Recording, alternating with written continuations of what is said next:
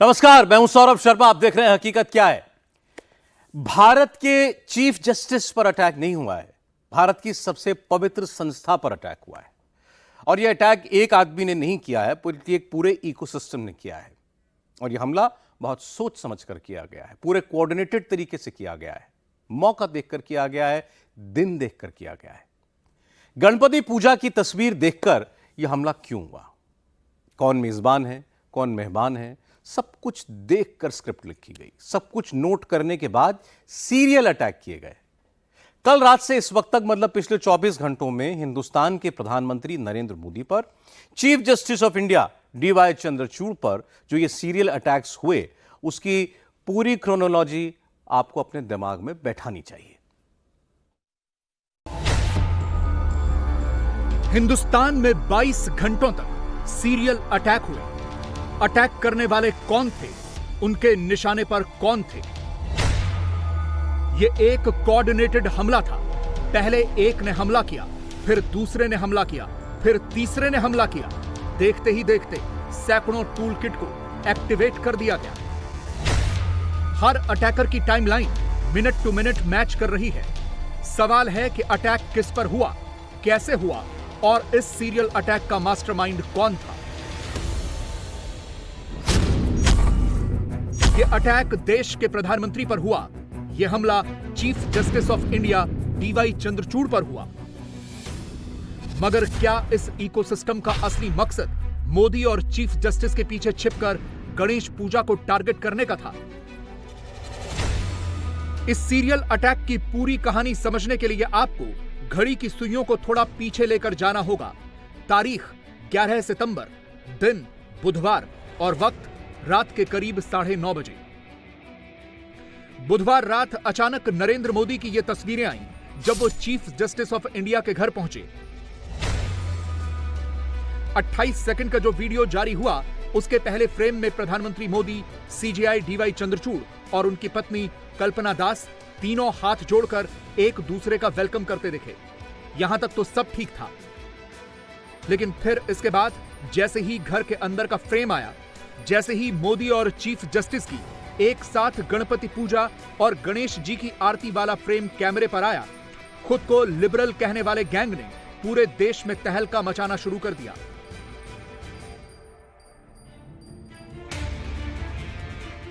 Chief justice of India के नाम पर पोस्ट घुमाए जाने लगे, हैशटैग वायरल कराए गए। पीएम एंड चीफ जस्टिस वाले हैशटैग की आड़ में छिपकर टारगेटेड अटैक शुरू हो गए। और तो और मोदी और चीफ जस्टिस की गणेश पूजा से तिलमिलाए गैंग ने लोकतंत्र खतरे में आ गया वाला नैरेटिव बनाना भी शुरू कर दिया।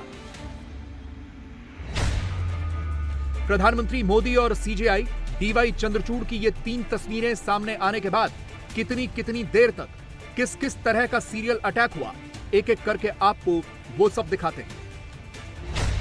इस सीरियल अटैक की शुरुआत इंडी अलायंस में पार्टनर ठाकरे गुट की प्रियंका चतुर्वेदी ने की। मोदी बुधवार रात करीब 9:30 बजे चीफ। देखिए, इंडिपेंडेंस ऑफ एवरी इंस्टीट्यूशन ये सिर्फ थ्योरेटिकल चीज नहीं है, ये दिखना भी चाहिए।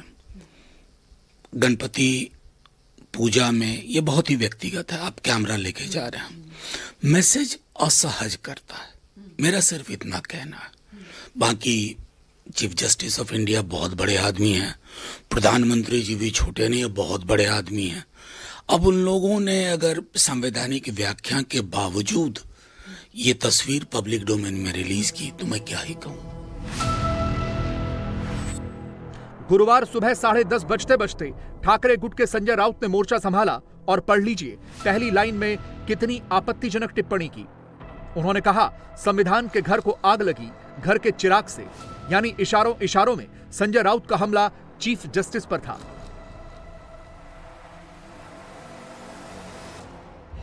चीफ जस्टिस साहब के पास प्रधानमंत्री जी गए और प्रधानमंत्री जी और सर हमारे चीफ जस्टिस साहब ने एक साथ मिलकर आरती भी उतारी भगवान की। हमारी शंका इतनी है कि क्या ये संविधान के रखवालदार इस प्रकार से अगर राजनीतिक नेताओं से मिलते हैं तो लोगों के मन में शंका है। जो हमारा मुकदमा चल रहा है उसमें पार्टी है केंद्र सरकार, और केंद्र सरकार के मुखिया सर्व न्यायाधीश के सामने साथ आते हैं, घर में बैठते हैं। तो सर्व न्यायाधीश चीफ जस्टिस ने इस केस से अपने आप को अलग करना चाहिए। नरेंद्र मोदी और डीवाई चंद्रचूड़ पर यह हमला सिर्फ पॉलिटिकल क्लास ने नहीं किया, पूरा गैंग एक साथ एक्टिव हुआ। लेफ्ट लिबरल्स की टोली ने सीजीआई के घर मोदी के विजिट को यह कहकर दुष्प्रचारित करना शुरू कर दिया कि चीफ जस्टिस ने तो एग्जीक्यूटिव और जुडिशरी के बीच सेपरेशन ऑफ पावर से कॉम्प्रोमाइज कर लिया। यह तक फैलाया गया कि सीजीआई पर अब बिल्कुल भी भरोसा नहीं रहा। इंडी गुट के लिए बैटिंग करने वाले प्रशांत भूषण ने तो शब्दों की मर्यादा तक लांघ दी।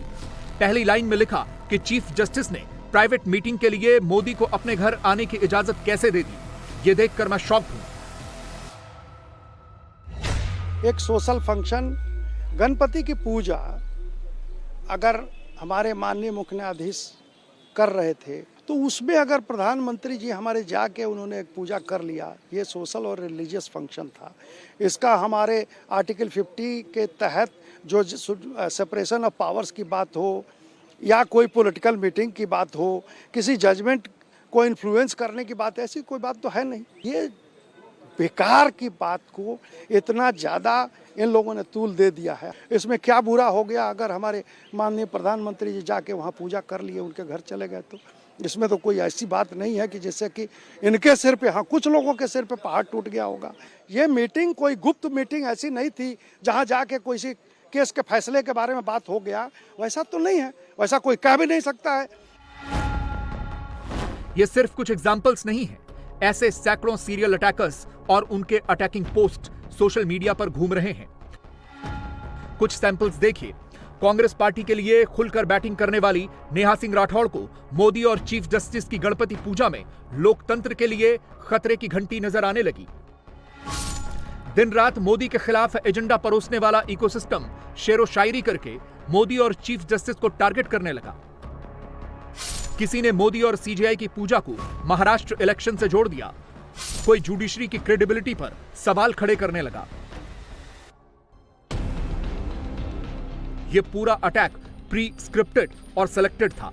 हमले की पूरी पटकथा मोदी और गणेश उत्सव को निशाना बनाने के लिहाज से लिखी गई थी और जरिया चीफ जस्टिस ऑफ इंडिया को बनाया गया। तभी तो जैसे ही प्रधानमंत्री मोदी चीफ जस्टिस के घर गए, विरोधी तरह तरह की कहानियां गढ़ने लगे। ऐसी मनगढ़ंत कहानी गढ़ने वाले वही लोग हैं जो दिन रात ढोल पीटते रहते हैं कि देश की संस्थाओं पर मोदी का कब्जा हो गया। ये वही लोग हैं जो देश के बाहर और देश के भीतर झूठा नैरेटिव बनाकर, फर्जी कहानी बनाकर मोदी को घेरने का एक मौका तक नहीं छोड़ते। कुछ नेताओं ने कल माननीय प्रधानमंत्री जी ने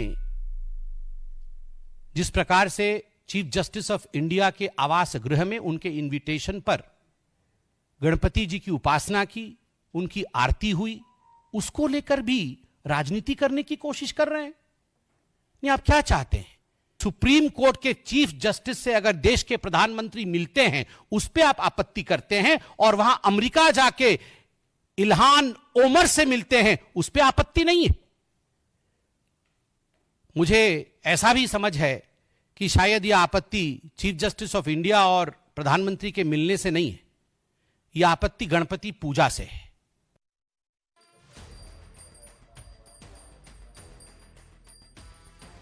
कांग्रेस पार्टी ने तो इन तस्वीरों पर सेलेक्टेड चुप्पी साध रखी है, लेकिन कांग्रेस के नेताओं ने, कांग्रेस को सपोर्ट करने वाले इकोसिस्टम ने जो नैरेटिव बिल्ड किया है वो बेहद खतरनाक है। उदाहरण के तौर पर यूपी कांग्रेस के सुरेंद्र राजपूत का ये पोस्ट देखिए, शब्द पढ़िए, ये क्या इशारा दे रहे हैं। लेकिन इन्होंने इन शब्दों के नीचे जो तस्वीर फिट की है वो चौंकाने वाली है। कांग्रेस के नेताओं ने अपने पोस्ट में दिवंगत जस्टिस लोया की तस्वीर लगाकर जो नैरेटिव देने की कोशिश की है वो सीधे सीधे मोदी के खिलाफ भ्रम फैलाने वाली और भड़काने वाली है। और ऐसे एक नहीं, सोशल मीडिया पर ऐसे कई सारे हैंडल्स हैं जिनकी टाइमलाइन पर जस्टिस लोया की एक जैसी तस्वीर घूम रही है।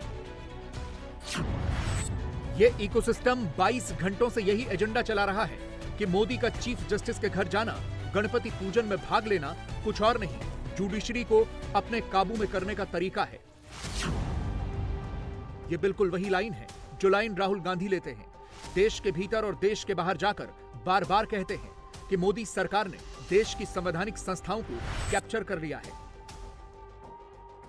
और इसके बाद मोदी जैसे ही चीफ जस्टिस के घर पहुंचते हैं, वही जुडिशरी को हाईजैक कर लिया कहने वाला इकोसिस्टम दाना पानी लेकर टूट पड़ता है। प्रधानमंत्री और चीफ जस्टिस को एक साथ टारगेट करने लगता है। मोदी की इन तस्वीरों पर सुप्रीम कोर्ट बार एसोसिएशन के अध्यक्ष कपिल सिब्बल ने अब एक नई थ्योरी दी है। उन्हें मोदी और सीजीआई की इन तस्वीरों में महाराष्ट्र चुनाव नजर आ रहा है। I was really surprised when I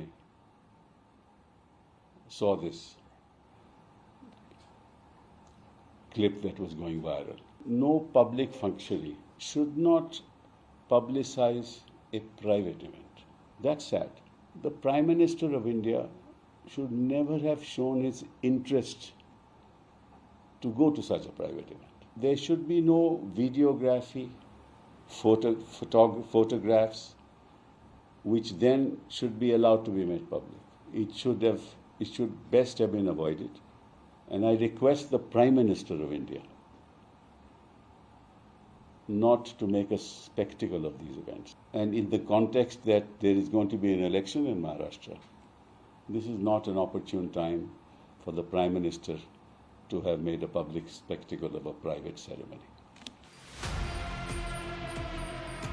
liberal gang का लॉजिक समझ से परे है, क्योंकि मोदी को अगर सच में चीफ जस्टिस को अपने पाले में करना होता तो वो प्राइवेट में भी बात कर लेते। इस तरह चीफ जस्टिस के साथ गणेश पूजा करते मोदी का वीडियो सामने आता ही नहीं। दरअसल पूरे मामले की जड़ ही एक बात में है, और वो ये है कि मोदी के विरोधियों के मन के मुताबिक फैसला नहीं होगा तो वो मोदी को भी टारगेट करेंगे, चीफ जस्टिस को भी टारगेट करना शुरू कर देंगे। बीजेपी ने तो यही लाइन दी है। मोदी के चीफ जस्टिस के घर जाने से किसकी नींद खराब हुई है, किसकी सुबह की वॉक और चाय का जायका खराब हुआ है, पब्लिक देख चुकी है। कैमरे पर सब अपने आप खुद को एक्सपोज कर रहे हैं।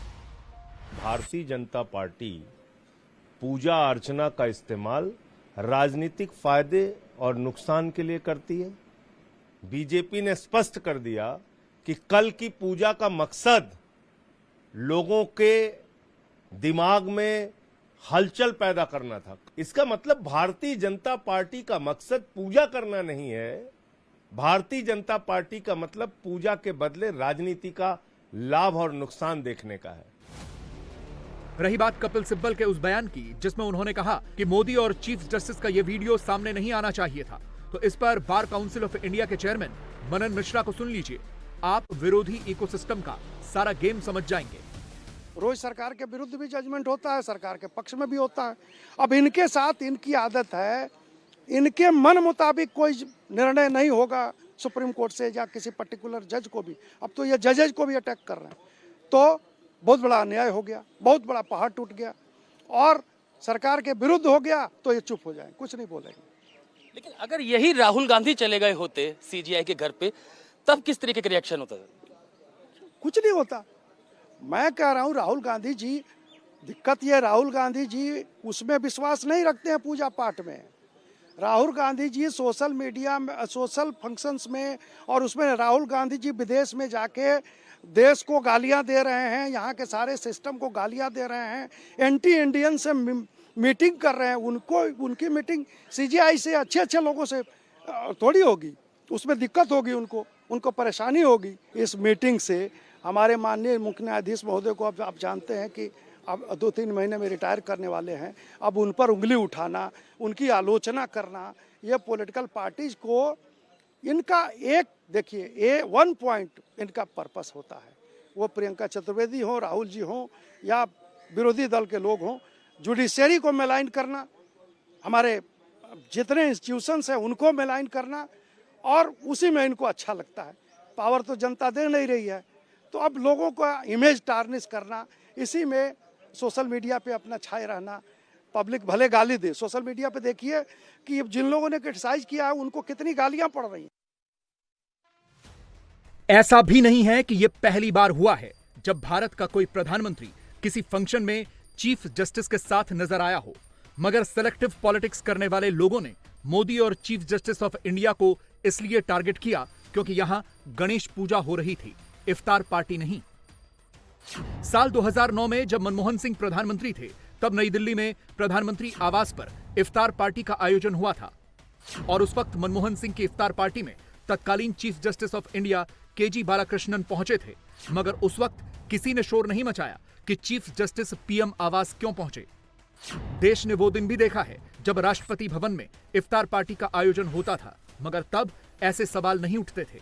मगर अब मोदी और सीजीआई की इन तस्वीरों पर सवाल इसलिए उठ रहे हैं क्योंकि चीफ जस्टिस के घर इफ्तार पार्टी नहीं, गणपति पूजन हो रहा था।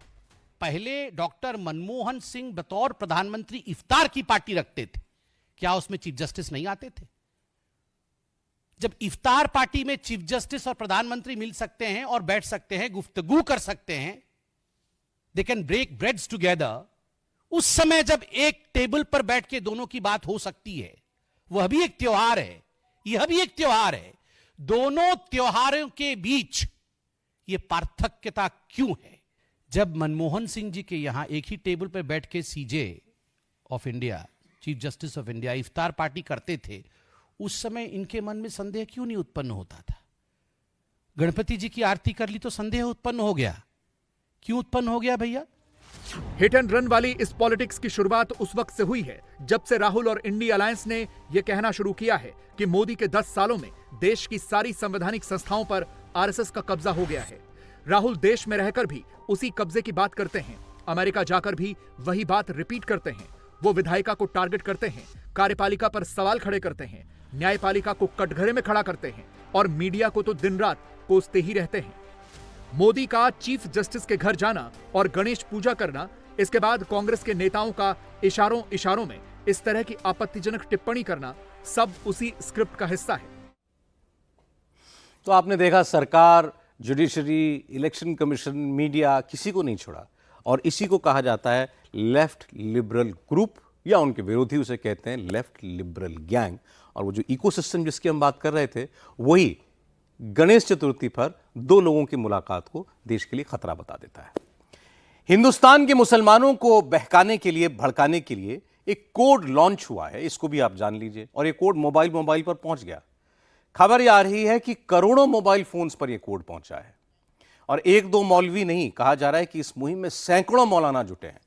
इसमें हर मुस्लिम संगठन दाखिल हो चुका है। मलेशिया में बैठा जाकिर नायक तक एक्टिव हो गया है और जो बिल में छुपे हुए हैं वो बिल से बाहर आ गए। उनके निशाने पर मोदी सरकार का एक बिल है। मुसलमानों को ब्रेन वॉश करने का यह तरीका क्या है और ये कौन सा कोड है, देखिए।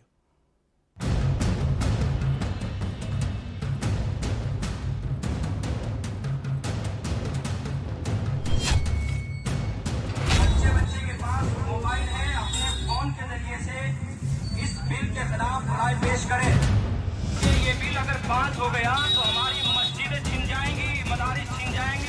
देखो क्यों सो रहे हो मियां, रोड पे तो आना ही पड़ेगा। एक तो वैसे ही तुम लोगों ने बहुत देर कर दी है, बर्दाश्त कर करके जुल्म और ज्यादती सहते हुए। क्या वक्फ अमेंडमेंट बिल के बहाने मुसलमानों को भड़काया जा रहा है? क्या एक बिल को रोकने के लिए विदेशों के बिल में छिपे मोदी विरोधी मुसलमान बाहर निकल आए?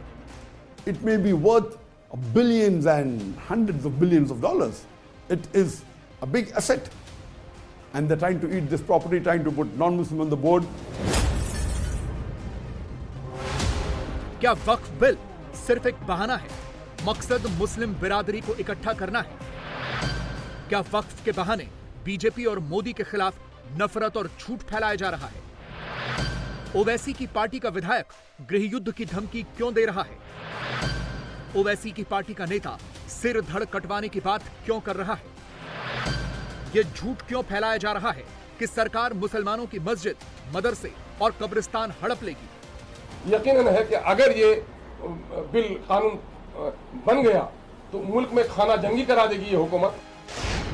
ये भाजपा सरकार की नीयत ये है कि मुसलमानों की जो वक्फ की प्रॉपर्टी है उसको हड़प कर ले, उसको खा जाए। हमारी मस्जिदें, हमारे मदारिस, हमारे कब्रिस्तान, हमारे यतीम खाने, सब पे इनकी नजर है।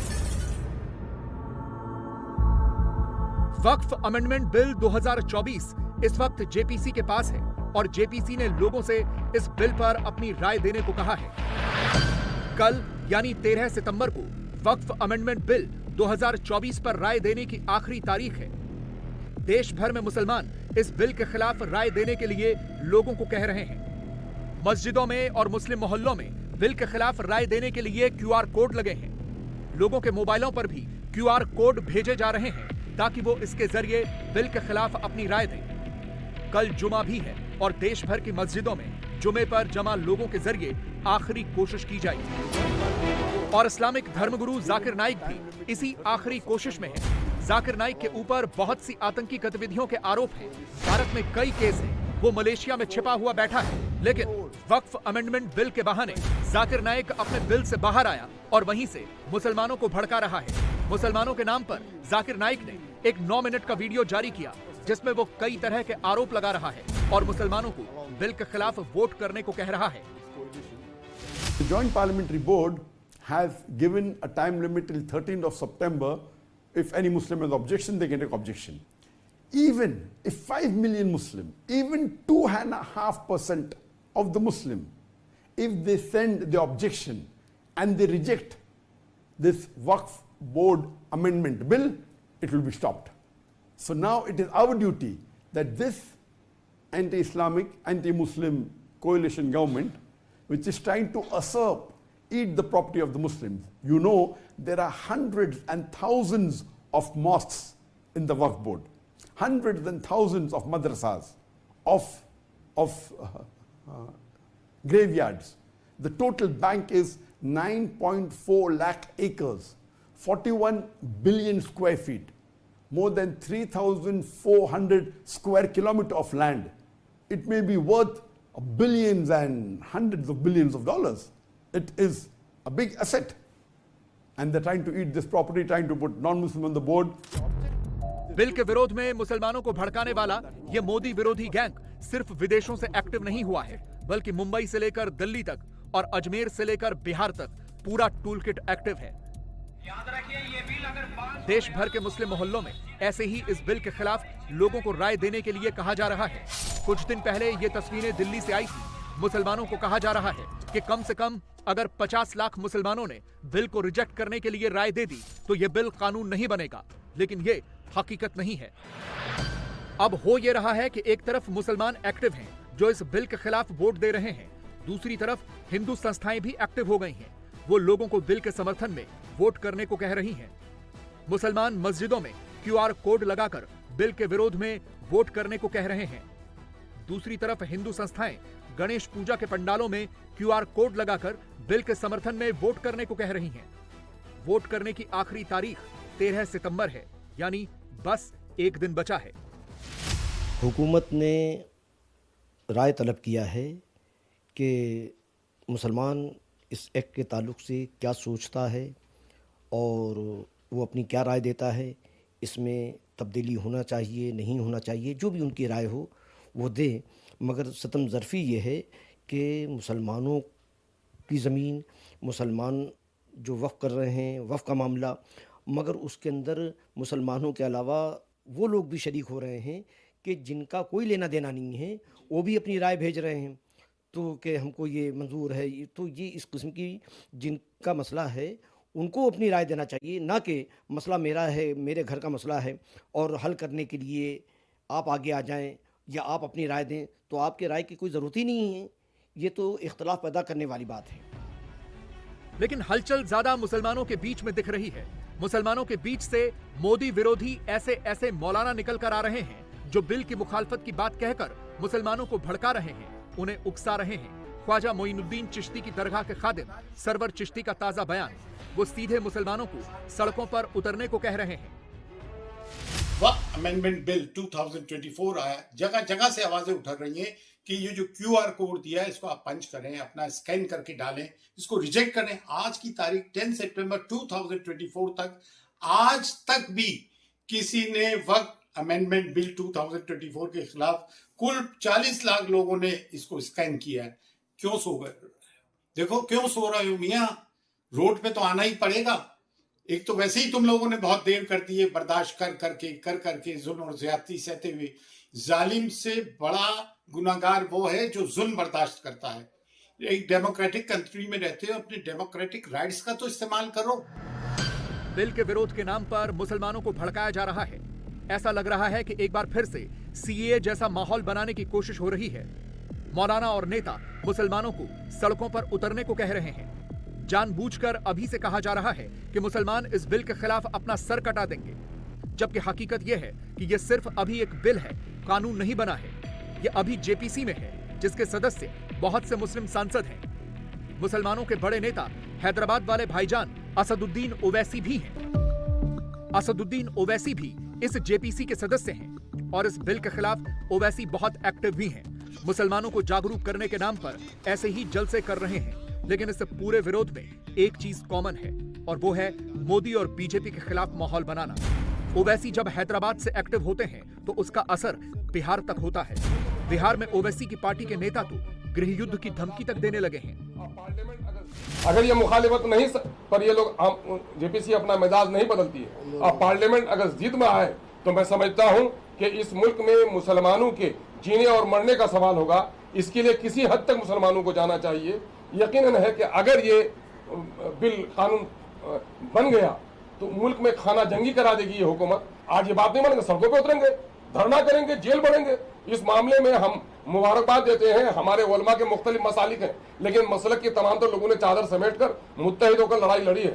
तमाम तो सियासतदान मुत्तहिद हैं और हमें सेकुलर हिंदू भाइयों का भी बड़ा सपोर्ट मिल रहा है। इसलिए ये बिल को कानून किसी हाल में बनने नहीं देंगे। हमारा मामला ये है अपनी जान, अपनी माल, अपनी इज्जत के आबरू को बचाते हुए मर जाना, ये बहादुरों की सिफत है। और अगर ये मिल्कियत जो है वक्फ के अमलाक, ये खुदा की अमलाक है, ये खुदा की अमानत है और इस अमानत के तहफ़्फ़ुज़ में एक एक मुसलमान अपने सर धर की बाजी लगा देगा। इसलिए ये बिल इतनी आसानी से हम कबूल कर लेंगे ऐसा मुमकिन नहीं है। मुसलमान वोटों की सियासत करने वाले नेताओं को पता है कि वक्फ अमेंडमेंट बिल वोटों की लामबंदी के लिए अच्छा मौका और बहाना है। इसीलिए ओवैसी की पार्टी और उनके नेता सबसे ज्यादा एक्टिव हैं। हैदराबाद से लेकर पटना तक और औरंगाबाद से लेकर मुंबई तक ओवैसी के नेता मुसलमानों को खूब भड़का रहे हैं, झूठ फैला रहे हैं कि सरकार उनकी प्रॉपर्टी हड़पने की फिराक में है।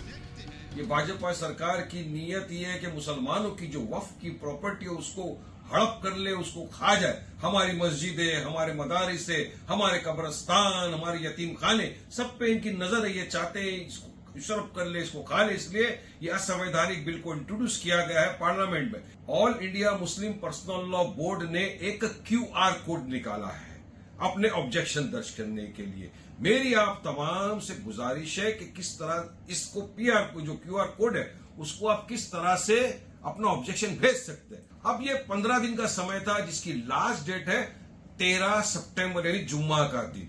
मेरी तमाम बुजुर्गों से, भाइयों बहनों से गुजारिश है कि आप तमाम जाएं, अपना मोबाइल का इस्तेमाल करें, इस QR कोड पर जाकर अपना ऑब्जेक्शन जाहिर करें। क्योंकि देखिए ये आपकी, हमारी, तब सबकी, मजलूमों की, गरीबों की, यतीमों की हक की बात है। अगर आप वाकई में उनका हक के लिए लड़ना चाहते हैं तो उठिए, QR कोड का इस्तेमाल करिए और अपना ऑब्जेक्शन डालिए ताकि सरकार इस बिल को पास ना कर सके।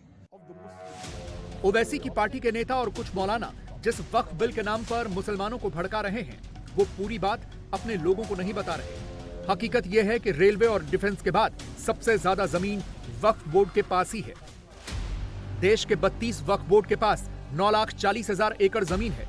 इन 32 वक्फ बोर्ड पर गिनती के 200 लोगों का कब्जा है।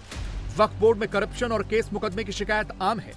वक्फ संपत्तियों से गरीब मुसलमानों की मदद करने का दावा बस दिखावा है। इन संपत्तियों का निजी हित में इस्तेमाल होता है।